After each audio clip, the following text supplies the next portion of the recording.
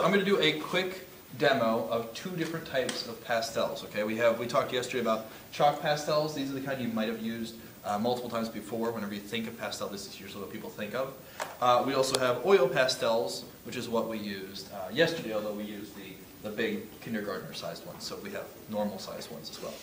I'm also going to show you how to blend them properly using some different techniques, and I'm going to introduce to you what your actual project is. Okay? So all of that's going to be done in about 5 minutes, so hang on for the ride. Okay.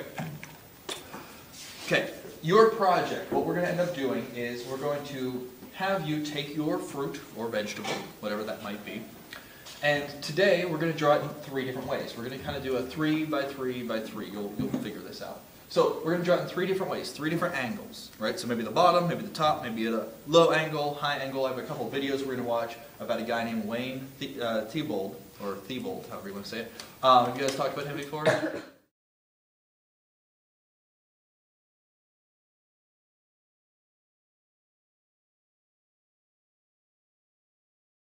So we're going to talk about him today. I have some videos we'll watch. But that being said, I want to do the demo more importantly, and like I said, then I'll talk to you more about your project. So just keep on the back burner, we're going to do 3 drawings every day of different angles of your fruit as we kind of decompose and break down your fruit or vegetable.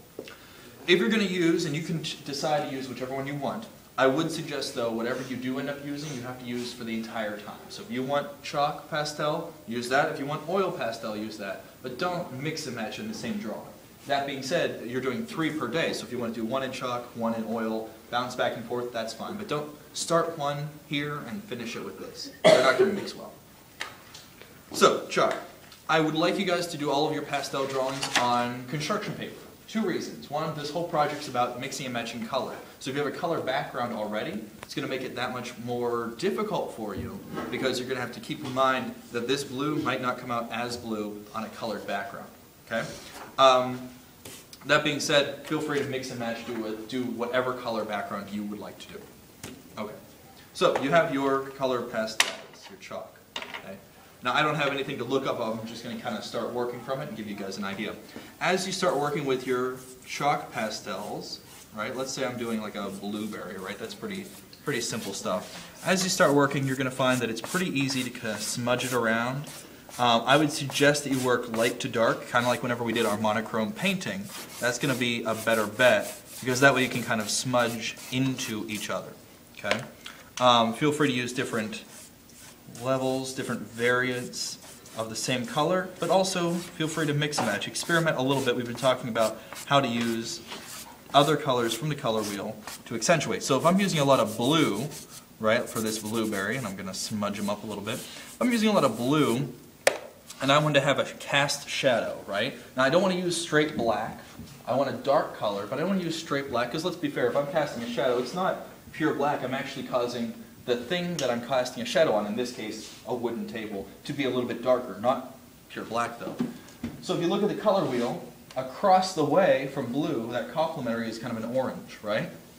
So I could go back and actually use a orange tone to start adding in some shadow. It doesn't really make sense, right? Because it's a warmer color. You wouldn't think about it. But when you start mixing and matching that orange into that blue, it's going to start to clash a little bit. Right? So maybe I start adding in kind of this shadow, start adding in a cast shadow. Now I can go back and darken it up with some black. I don't want you to think that you're not allowed to use black, right? So I'll drop the tone down a little bit, but add in, mix and match those colors in, right? Maybe I want to add a little bit of, I don't know what, red, right? Let's see here. Maybe a little bit of red to go along with that orange, right? Now these are colors you wouldn't necessarily associate with a blueberry, right? You'd think it has a little stem on top, something like that, right? Mix and match your colors. I want these to be very vibrant blobs of fruit, okay? I want them to be hyper detailed as well. Obviously this one isn't, but yours should have a lot of detail.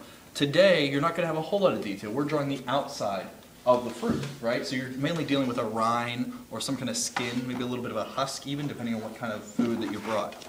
But I do want definitely a cast shadow to show that this thing is sinking into space. It's a 3D object. When you're using chalk, let's see which one. When you're using chalk, if you want, you do not have to. You're more than welcome to use your fingers. That works plenty fine.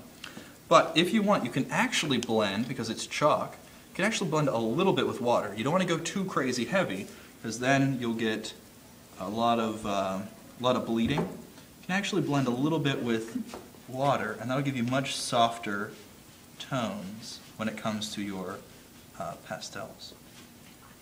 And as that dries, we'll see it here in a little bit, as this starts to dry, it'll actually take these same colors and really fuzz them together, right? Kind of blend them in. Okay, you get the idea. So, oops. Now it's a little wet right now, so it's pretty obvious, but as this dries, it'll actually fuzz all of those colors together, okay? So chalk goes hand in hand with agua, okay? Set that off to the side. Jumping ship now. Maybe you don't like chalk. Maybe you think chalk is for fools, who knows what they're talking about, crazy people, I don't care. So you say, oil's the only one for me. Oil's going to be a lot waxier. It's going to feel much more like a crayon if you were sitting at Denny's and you're playing around, you know. This is going to feel much more comfortable to you if you're used to that kind of style. So let's say I'm drawing an orange now, right? I have a purple background, so instantly my bright orange is going to be much darker on this background. You have to take into account that backside, okay? So same idea, I'm basically just doing another sphere, and we're going to go through, and like I said, much waxier than before, okay? Feel free to utilize that background too. If you leave, you know, white space, but it's a purple background, I can use that purple background as shading. So normally I'm kind of a stickler about leaving things blank, but in this case, feel free to use it. Okay? So again, oh, that was the wrong one. Darken up a little bit, adding a shadow.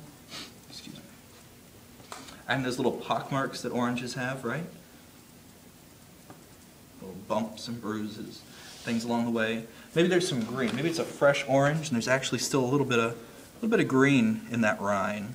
Again, mix and match your colors. Put in that stem. Make that stem pop. But that stem isn't a pure orange. We talked about that yesterday, right? Or a pure green, excuse me. We're actually going to mix in different shades, darker, lighter, so on and so forth. Okay. Go back. I'm adding in some yellow, maybe for like a highlight, right? We're going to talk more about highlights and lowlights and shadows and all that stuff too in a little while. And again, remember, some kind of cast shadow, something to kind of sink it into place. Now, when everything's said and done, you'll have your fruit, right? And again, this isn't as detailed as it could be. I want yours to be even more. I want it to pop. Take time. You only have to do 3 per day, okay? But remember that this is oil, right? So you can't really smudge it without it getting kind of messy, right? But you can blend oils. That being said, the way you do that, if it's oil-based, think about like oil-based paint, water doesn't get rid of it. What does is turpentine, or in this case, odorless mineral spirits, okay? This stuff is redonkulously dangerous, okay? Don't drink it, you'll die. Not like poison, you'll die, okay? Don't take too long inhaling it, you'll die. Don't set it on fire, we'll all die, okay? Stress on that one, I don't want to die. Crazy dangerous. Okay, I'm not kidding. You do not need to use it.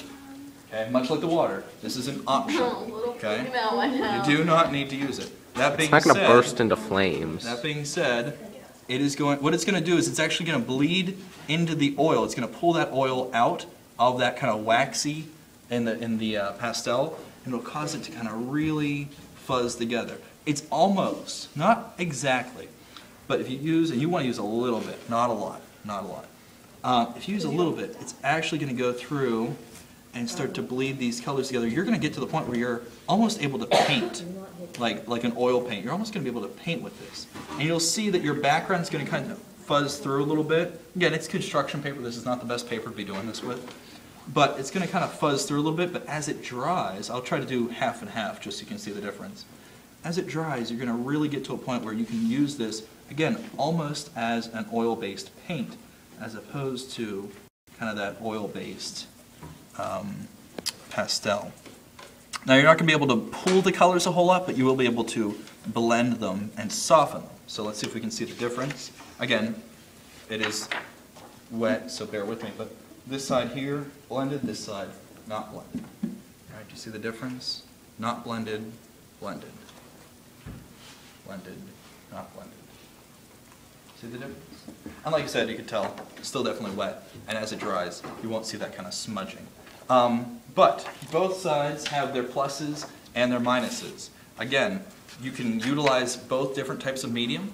You need at least 3 different angles per day. You can do more if you want, but you need at least 3. Okay. From this point on, you need to begin to consider the size of your paper and the 3 selected images that you want. Over the course of drawing all different sizes and shapes of fruit, you will be using 1 as a whole image, a whole piece of fruit, 1 as a halved or cut piece of fruit, and 1 as a rotted mash of fruit.